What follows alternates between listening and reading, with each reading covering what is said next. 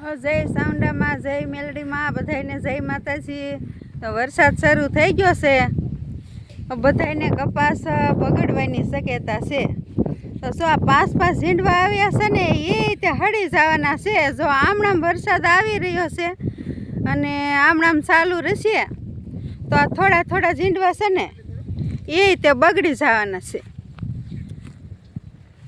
તો ખેડૂત મિત્રોને તો બહુ નુકસાન થાય, પણ શું કરવું કયો. આમાં આપણે બધો ખર્ચો કરીને શું કે કપાસ આપણે મોટો કર્યો હોય, ખાતર નાખ્યું હોય અને નીંદો હોય, હાથી હાંક્યા હોય, પાણી પાયા હોય, પછી આ રીતે વરસાદ આવે ને, જો આ બધા જો આવા છોડવા થઈ ગયા છે. જો આવા છોડવા થઈ ગયા છે, આમાં શું લઈ લેવું કયો.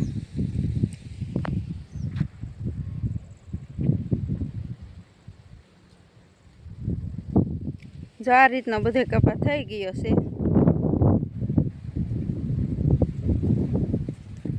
આપણે ઉપલા ઢોરામાં હલો, જય સાઉન્ડામાં, જય મેલડીમાં, બધાને જય માતાજી. તો યુટ્યુબ ફેમિલીને જય માતાજી.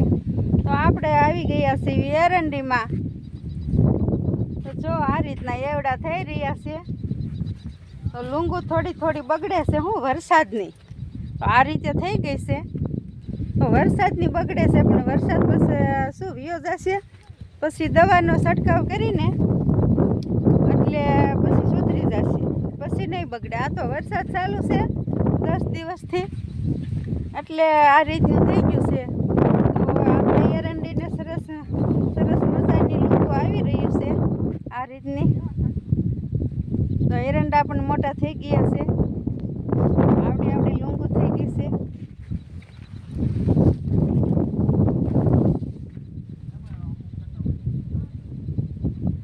તો આ રીતને આપણે એરંડી શું કે ઓણ આપણે પહેલાં વહેલા વાવી છે.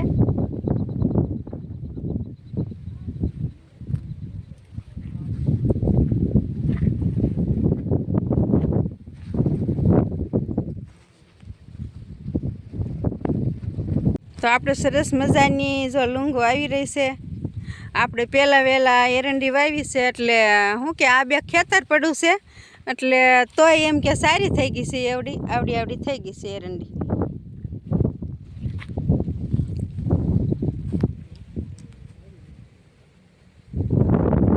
ને વરસાદ આવી રહ્યો છે ઝીણો ઝીણો.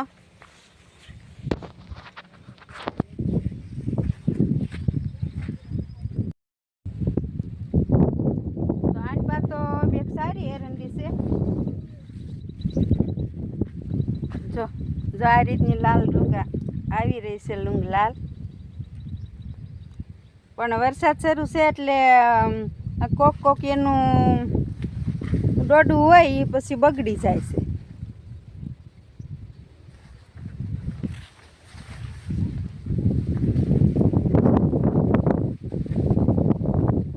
તો બધા મિત્રોને જય માતાજી, જય મેલડીમાં. જો આ રીતની એરંડી થઈ ગઈ છે. તો જય સાઉન્ડામાં, જય મેલડીમાં, બધાને જય માતાજી. આવજો, મળશું આપણે આગલા બ્લોકમાં.